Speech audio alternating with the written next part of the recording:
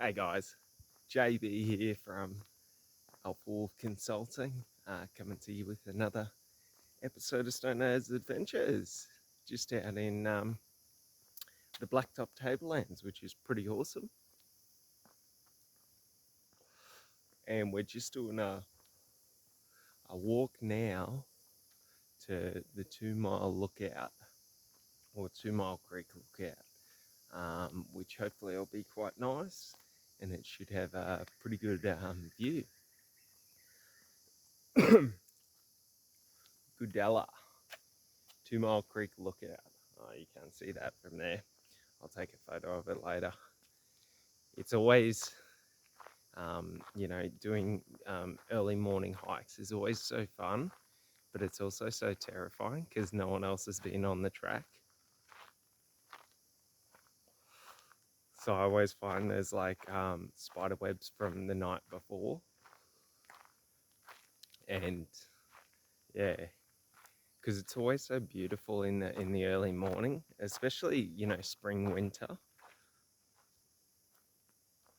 when it's really cold. It's it's a beautiful time. Look at that. Check out that log butt. It's like literally a meter across. That's massive.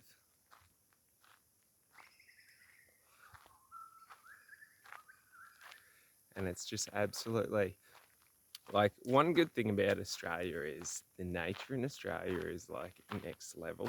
But I don't know, when I was in Sweden and when I was in Greece, it was the exact same. Like, the nature there was like spectacular. So I think it's just nature in general. That's like every country has its own sort of um fucker, has its own sort of terrain and shit. Oh, they're only little like spider webs, and they're like from spiders going from one tree to another, but they're just annoying because, like, yeah, they're, they're, it's just weird having them on you. It's like having someone else's hair on you. It just feels like weird. But yeah, it's so beautiful out here. And the birds are going at it over there, singing along, which is really cool. That's a funny thing that they've learned, scientists recently, is that the bird calls in the morning are what actually wake the plants up and tell the plants to start collecting sunlight. It's so funny how the ecosystem works like that. Like, when we hear a bird call, we would just assume that they're, calling out to their, other birds in their species.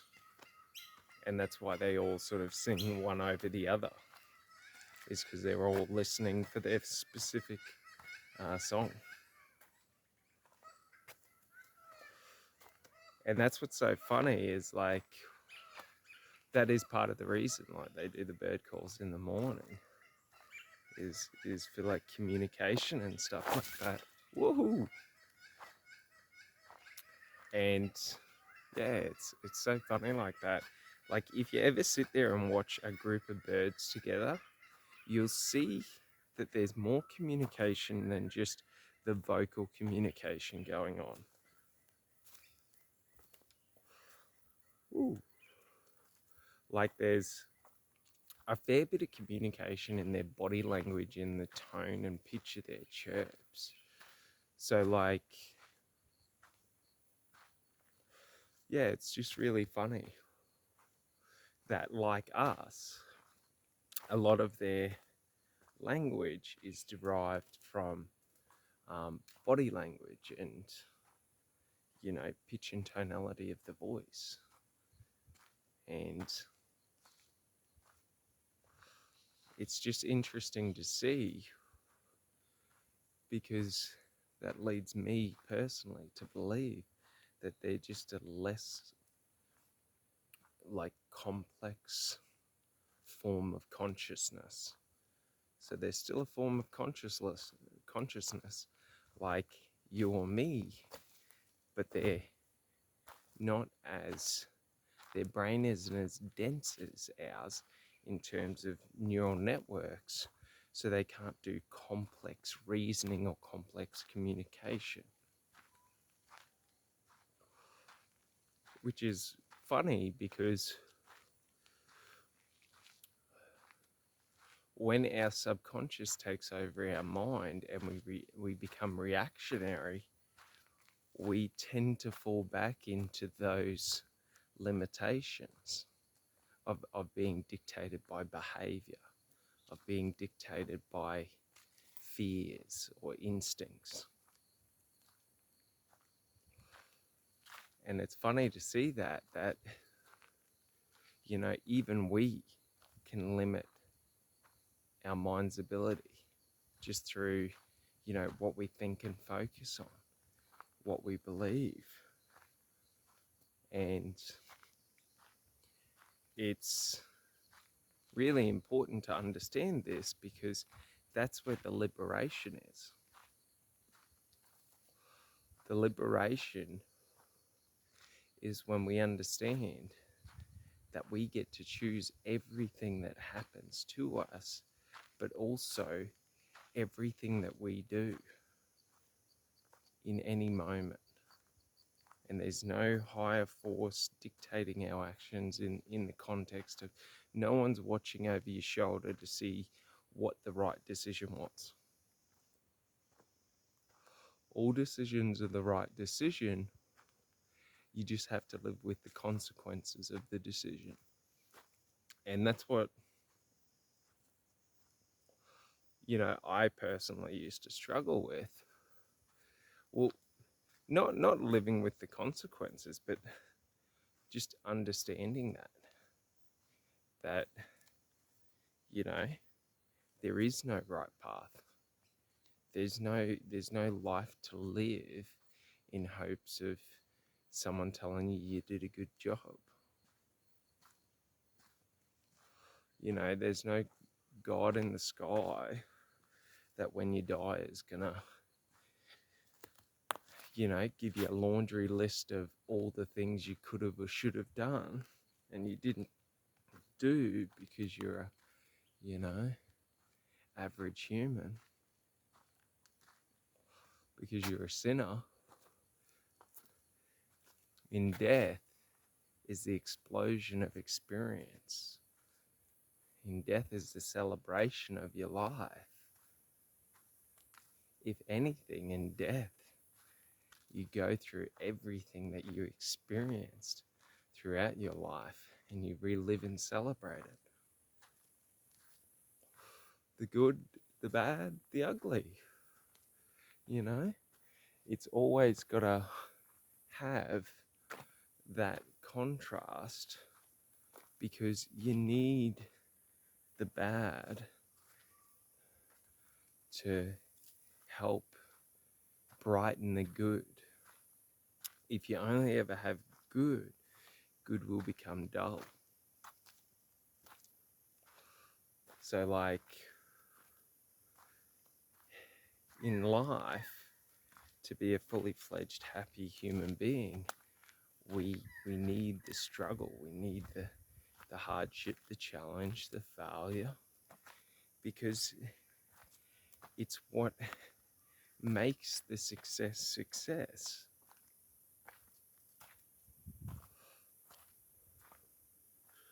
Without success, or without the struggle for success, or the challenge, it's just achievement, accomplishment.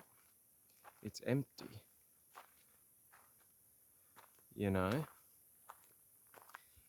If we end poverty, what did we achieve?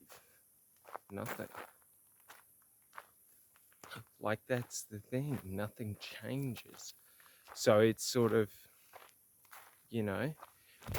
motherfucker. You little bastard. I fucking hate walking into spider webs. And it always makes me so wobbly on my feet afterwards because I'm so, paranoid and nervous. Oh, there's another one there. We'll go under him. Wow. That's what I hate about these mornings is like when I was a kid, I had some run-ins with huntsmans, and like they caused me to always because huntsmans will run all over you, so and they run to anywhere dark. So one time I was riding my bike when I was 5, and I was riding it, not fast, like maybe 10, 20 k's an hour, and this massive huntsman ran out from under the seat and up my pants, and I didn't wear jocks at the time, and holy shit, I was, 1 second, I just got to get rid of this fellow. Whoop. But yeah, basically, I was, I'm just gonna get that web out of my hair. But basically, I was riding down the street, and this massive huntsman ran up my pants, and yeah, that was an absolutely terrifying time. I threw the bike to the ground and started stripping my pants off and running around like a crazy person. And a couple of other instances, like picking up wood and stuff like that and having them run down your shirt, and jumping into your bed and then finding one under your doona, like fuck. So like I've worked through it. Like, spiders don't scare me, but I always, from my past experience, I have a limiting belief of spiders always want to get on me and run around. So like I'm always like I don't want them on me. And like I used to be like petrified of spiders, like where if I saw them, like when I worked in pineapple picking when I was like 18, 19, probably 17 actually, 16, 17. I was petrified of spiders, and I had to go through and work in the field and crack the plants. So like you got to take off, 3 of the 4 or 2 of the 3 tops so that only one grows, so it gets maximum nutrients.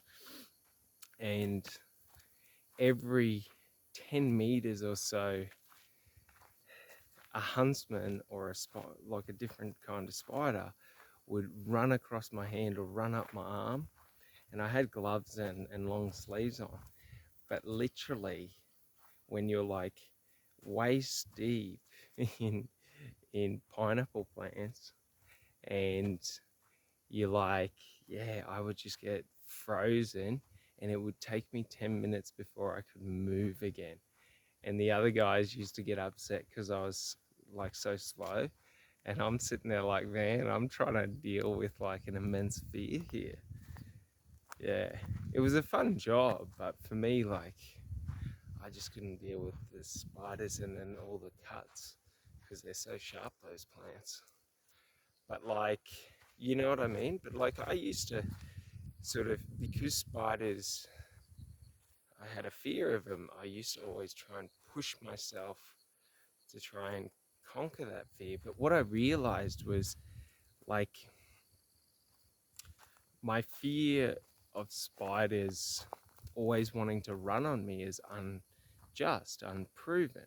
So through NLP, what I had to do is I had to find those memories and those instances where I had a spider run on me, because what had happened is, when I had those encounters with those spiders, um, basically I created a belief that all spiders wanted to run on me. So it's the same in everything in life. So, like, we create these limiting beliefs, like I created them within myself around self-worth and things like that. And it's a false belief where we've created a narrative, a strong narrative of, this is going to be the outcome. It's always this outcome. So, like, what would happen is I would always, whenever I saw a spider, have those images and those memories like replay, and then that narrative would just be reinforced. So, like, I couldn't be in a room if I knew there was a spider in there, but I didn't know where it was. You know what I mean? And that's where the fear comes from, is when we're not dealing with it. So what I had to do is, when I had to, expose myself, gently, like, if you come up and you throw a spider on me, I'm going to knock your teeth in. So don't think like, you know, life's sweet and everything's changed. No, like, we expose ourselves to a point where we're comfortable and where we can remain calm in the face of our fear. We never truly conquer our fears, because, to conquer our fear, the only thing that needs to happen is we need to shift it from being a fear to, a love, a passion. So it's in our mind's association. But me personally, when it comes to spiders, I don't really want to be that type of guy that's going around catching them. No, thank you. I'm happy to keep them at an arm's length and be calm, in their presence. But other things, like, for example, like, I have a fear of heights. But, I've done skydiving, I've constantly pushed myself to do things. But, like, for me personally, like, my biggest fear is fucking balconies.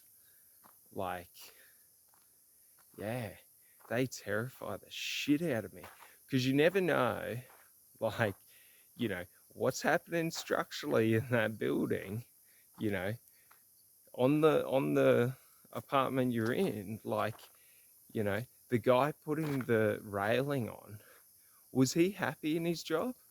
Like, was he happy? I've worked in, a fair bit in construction, and disgruntled construction workers don't give a fuck. So, like, yeah, a lot of people go there and they'll put their weight on the balcony railing, and I just sit there and think, mate, 1,000 times, 999 out of 1,000 times, you're sweet. But it's that 1%, and that would just fucking suck if you went to put your weight on the railing and, it just gave way, because then all your momentum is moving forward, and forward is the ground. But, like, for example, when I'm in high places, I get the urge to jump, because I really think it would be exciting and fun. Like, I used to want to do base jumping and wingsuit jumping, but yeah, it's just too sketchy trying to get the skill. Just basically just parachuting. Like, when you're skydiving, like, the sketchiest time is on the landing. Not the landing, but the takeoff, because that's when the majority of the fatal accidents happen.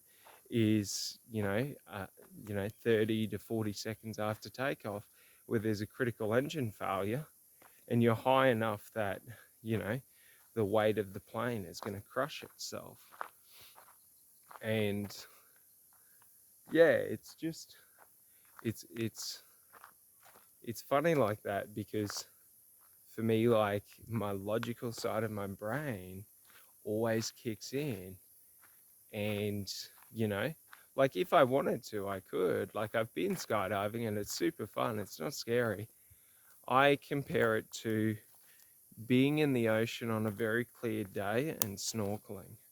When you're at the top of the water and you put your goggles on and you look down and it's just so awe-inspiringly large. That's the image you get when you jump out of the plane. It's not scary because it's just, you can't comprehend it. Like, you can't, like, it's just, like, even if your parachute doesn't open at like 1,400 feet, that's a couple of minutes you've got before you're gonna hit the ground. Like we can't comprehend that distance. Like, when we think about a fall, we think about, like, what we comprehend is like 1 to 2 stories, in the meters. And yeah, when we're that high up, for me personally, I get terrified at heights. And it all comes from, like, the heights comes from falling out of a tree when I was younger. Because before that, I used to climb everything. And then one day I fell out of a tree. I only think I was on one of the low branches, but it sort of, like, it shocked me. And then I sort of just stopped climbing before that. Woo! These little pebbles are so fun. But it's like, yeah, sometimes you don't expect them and they just roll with your foot. But yeah, the funny thing with the climbing is that, like, and I know the instance because the year before I'd taken a camping trip, like a school camp, to a high ropes course. And then the year after I went back there with the school. And the year prior, I absolutely loved it. And I had so much fun. And I was absolutely in love with, like, going to all the highest places and stuff like that. Like, I was a nimble little goat. And the year after, oh mate, you would have thought I was a sailor with how much I was swearing. Like, I went to do the abseiling and I fell upside down. And they said, just keep going, just keep going. I said, you fucking get me the fuck back up here. I don't want to fucking go down, you motherfuckers. Don't you fucking dare make me go down. And this is when I was like 11 or 12. Yeah. Yeah. I don't really appreciate people that don't listen to me when I'm in a mode of panic. I tend to become highly aggressive and just start yelling. Yeah, it was funny. But, like, that's the funny thing. What I realized was I lost trust with myself on how to react. Because I sort of just, when I was a kid, I fell out of that tree and I didn't really, like, there was nothing to catch. But because it, like, it hurt for a bit, but, and this is what's so funny in life, because it wasn't such a traumatic ordeal, it sort of just, like, is sort of, it slides away into your subconscious. But it's always there, limiting your beliefs and decisions about yourself. Woo!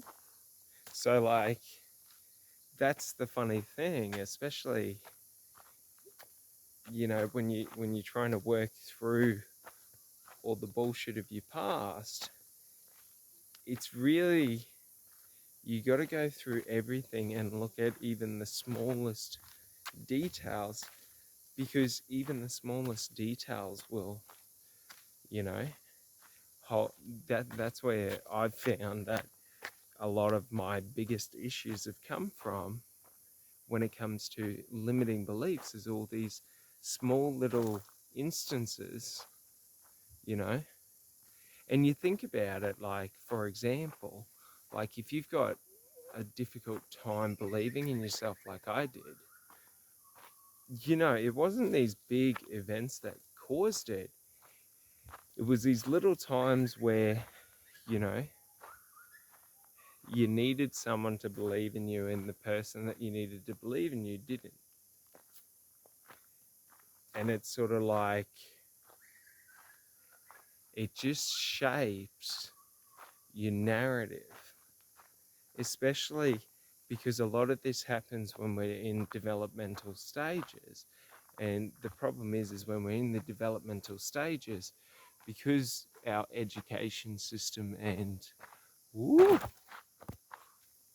woo, our education system and our society doesn't really understand and value like actually developing humans, you know, so that kids actually learn how to be with themselves and not have to rely on, you know, alcohol or addictions or, you know, negative behaviors to just cope with life.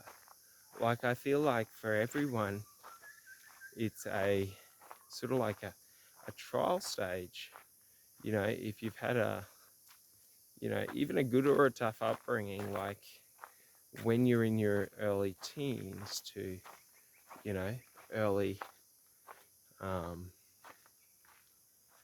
like adulthood, like everyone's got to go through that self-discovery and self-learning of what are limits and things like that. But, you know, if we actually taught people how to be within themselves from a young age, it would probably look a lot healthier.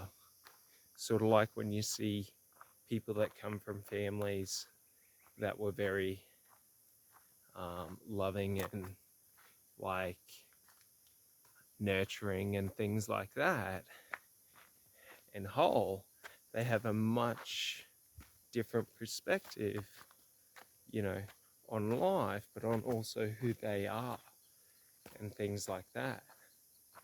And it's so funny that a lot of the negative aspects of society come from either, you know, missing parents or abusive parents, like, you know, or not even abusive parents, but abusive people, like abusive upbringings.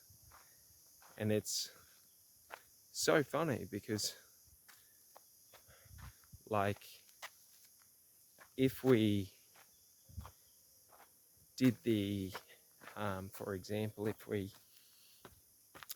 remedied that problem, like in education and, you know, society and, you know, the media and shit like that and movies, how much more positive of an impact that would have than this bullshit of everyone trying to be the top dog. Like, I don't know. It's just, yeah, it's funny, but there's so many people out there that do like try and promote all the good in society. You know, they try and promote, you know, and move forward positive agendas that influence people. But the funniest thing is like it doesn't make logical sense to me how trying to do positive for people is losing in public popularity, you know, to like, you know, all the negative aspects of society and bullshit, because it's what we've done forever and it's been convenient. Like, it's convenient to watch TV and watch, Netflix and binge series of movies and, and all of that. Like, it's convenient to do that. It's inconvenient to continue education and learn and develop. But it's like so much of our society has been sort of like leveraged on that, like the entertainment industry. Like, there's so many parties with sort of invested interest in keeping the status quo. And that's what's so funny, is that like people overeating on YouTube gets more views than like personal development and like skills building, like education. Like, that's wild. Like, people would rather watch some dickhead overeat than learn something that's going to positively influence and benefit their life. And it's like, and our society, because of like these biases from either large corporations or even industries, they have a sort of a need to re- not remain, but to keep the status quo, to keep everything moving, you know, just as orderly as it should, which isn't necessarily a bad thing, but it's just our society was corrupted many years ago, and we're going to see the results of that come to light now. Like, majority of people understand that the majority of politicians are just lying through their teeth. Like, it's not even something you can even contest these days. Like, they all lie through their teeth, and they all have biases because of who donates money to them and who controls them. Like,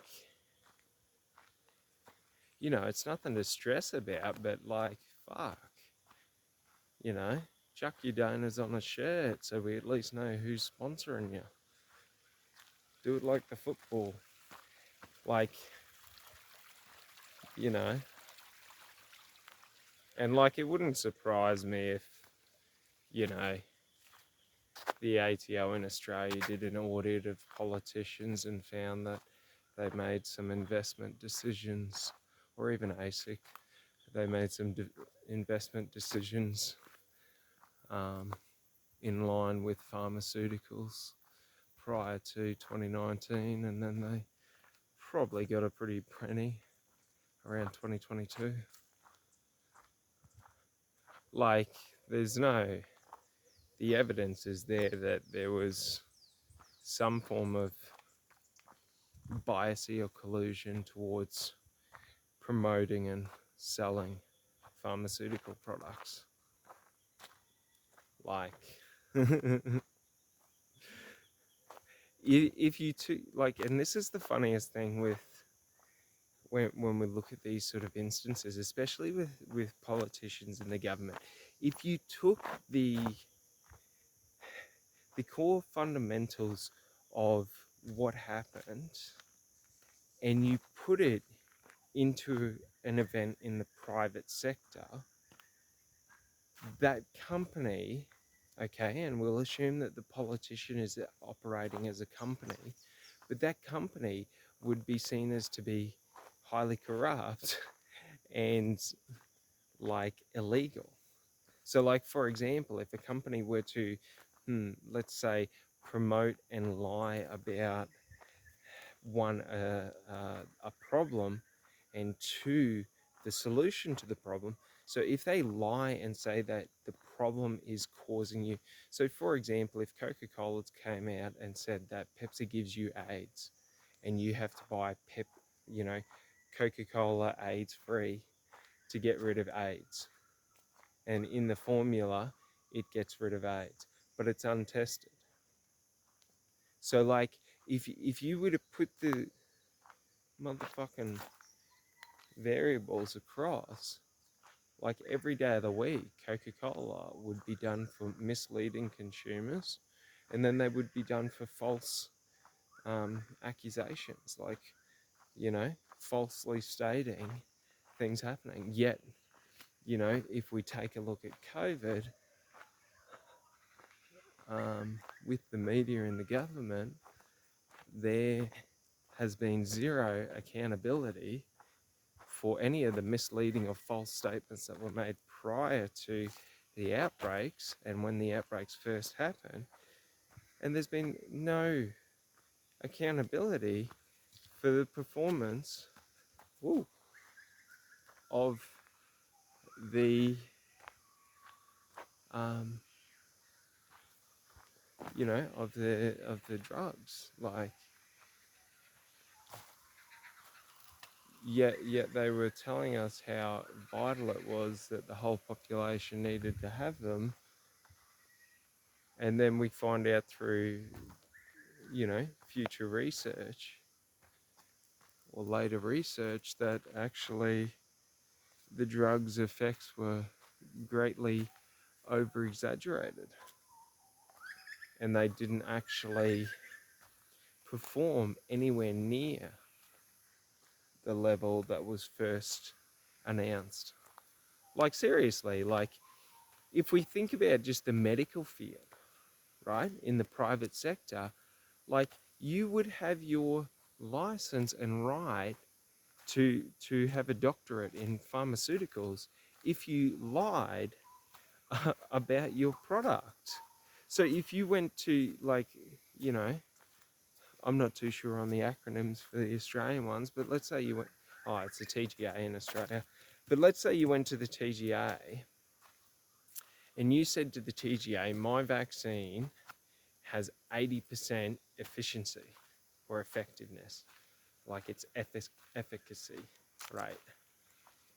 And they said, great, great, great, we need to test it. And you say, you don't need to test it, just run it. It does that, like every day of the week, you would be done. Like, you would lose your license. Like, if they ran it and then test came out and it proved that you had misled and lied to them, like, you would have criminal charges against you in the way of defrauding the TGA, defrauding a government body. Like, and that's the thing, for some reason in politics, we don't have that. Like, in the private sector, the expectation for accountability is high, but in the public sector, the expectation for accountability is non-existent or low. Like, when they talk about accountability, they talk about getting up and doing a press conference. Like, how fucking stupid is that, mate? Accountability is, if you do something stupid and you fuck people over, you make sure that you remedy that situation. Like, it's crazy because, my feelings for the government are very strong. And if I ever went to Parliament, I'd probably punch on. I'd talk with my fists, not my words. Because they're just fucking donkeys. They're fucking donkeys who don't take accountability. They lie through their teeth. And they think just because it's the status quo that we should accept it. And then they sit there and they try and buy people off and this and that. But the funny thing is like, the only reason I feel corruption is because I'm not involved. So when we understand corruption, there's no arbitrary truth to corruption. There's no, this is corrupt, this isn't corrupt. Essentially, if I do something for my family and I put them over you, you will feel like I'm corrupt because I'm giving them preferential treatment over you. So, like, the way we got to think about corruption is relationships. So people can only maintain and hold a certain number of relationships. So when you get to a position of power, you really, more people want from you than you can actually give attention to.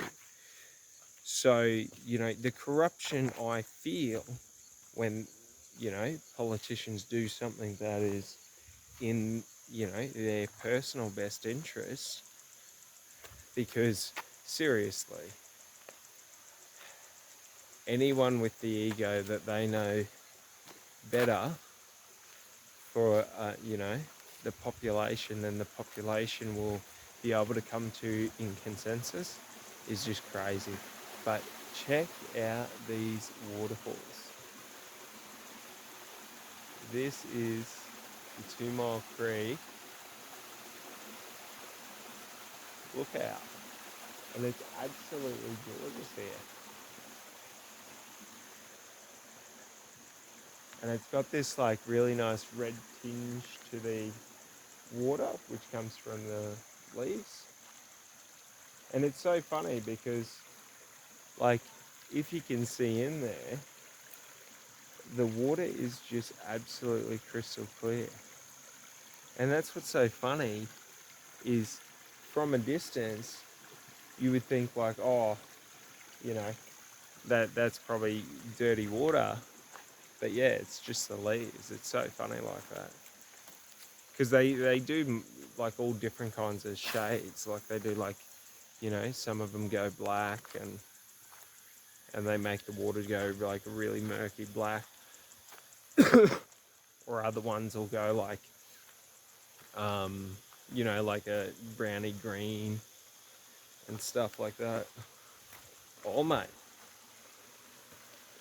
But we'll go and we'll see if we can get some pretty good views. But it's just absolutely gorgeous out here. Especially being in the morning as well, because in the mornings I always find that it's a lot calmer. So check out that.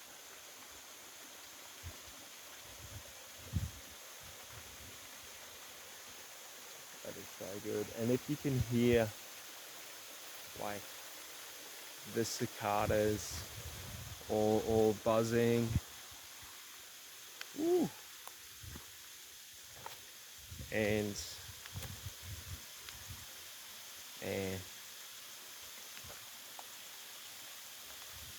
wow, yeah, it's just absolutely so gorgeous. And then there's like a little, like I don't know, I'd say a little like pool down there, and then I think it goes up into another waterfall, and it'd sort of keep going down into a creek.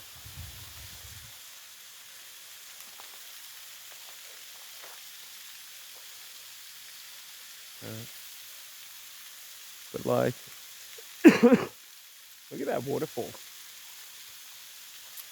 so chill. But I don't think I don't think it goes any lower from here. But you just look out, and it's just so like immensely beautiful. But like it's just so crazy because it's overcast here today, and it's like, there was a fog out this morning, and it's that nice cool sort of damp weather that you get in like late autumn, early winter, which is really cool, because it's like the nicest time to come out is when it's really cool and when it's damp, because like it's just a lot easier on like your sinuses and stuff like that when it's the middle of summer and a 45-degree day, 80% humidity. It can get oppressive, And if there isn't a breeze, oh mate, you're pretty much knackered. But yeah, no, it's not too bad. Just one second. And then when I get back from this little trek, I'm gonna go out to check out some more waterfalls deeper in the national park, which will be pretty cool. But I love listening to like the kookaburras and all of that. They're always so funny. If you're in the one spot for a long period of time, like 6 months or something like that, a lot of the birds you can hand train. So like just by putting food out every day and then bringing them closer. My dad used to do that with the kookaburras and stuff like that, give them meat. Yeah, they're super cool. I'm not a big fan of birds, but like everyone I've ever known that's owned a bird, their bird's been a dick. You know what I mean? And it's like, I'm not afraid that it's going to hurt me. I'm afraid it's going to bite me and piss me off, and then I'm going to kick it into a wall. Like, and that's the thing, like, you just look at a bird and you just see it, and it just, I don't know. They've always been sketchy, like, but it also comes from my, like, being in Australia and magpies. I had this crow attack me the other day. Oh, well, not the other day, but the other week. And it was so funny because the crow didn't know how to swoop like a magpie, and it was trying to swoop like a magpie. But, you know, it kept going too high and then doing the swoop. So it was like, it was trying to swoop, but it was a bitch, and it didn't want to get close to me. And it's like, yeah, it's just so funny because, like, I think because, like, that's the only crow that's ever done that around me. But, like, I think it's learnt from the magpies. Like, around certain periods of the year, you just swoop humans that walk near your tree. Yeah. Which is so funny. Because, like, it's just so awkward because I'm always sitting there like I want to believe that they're chill, but I don't trust them. So, like, you know, if I like, so then you're walking along and you're walking backwards looking at them. Yeah. But no, I don't know, birds are pretty chill. But the other thing is like, they don't really hurt when they bite you. Like, you know, if an emu bit you, that'd suck, or an ostrich. Oh. But yeah, man. And that's the best part, is like, just how quiet and like relaxed everything is in the morning. Everything's sort of rising and waking up and waiting for the temperature to rise. I always find, you know, in the mid-morning to mid-afternoon, the birds are always so active and they're always out and about and going around. And then, you know, in the late afternoon, they'll tend to be a bit more relaxed and sort of congregating. But in the mornings, it always feels like they're out sort of adventuring in their day, you know, getting their food or planning on what they're going. You never know that, eh? If, like how a bird thinks in time, in terms of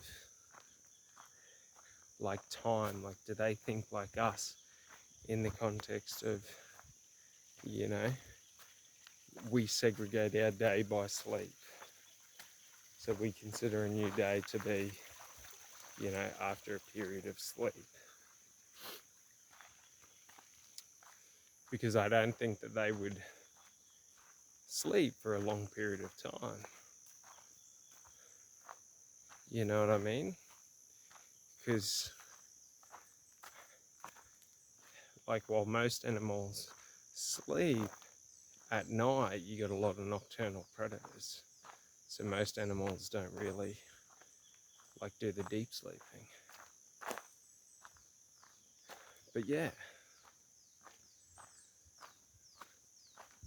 it's chill.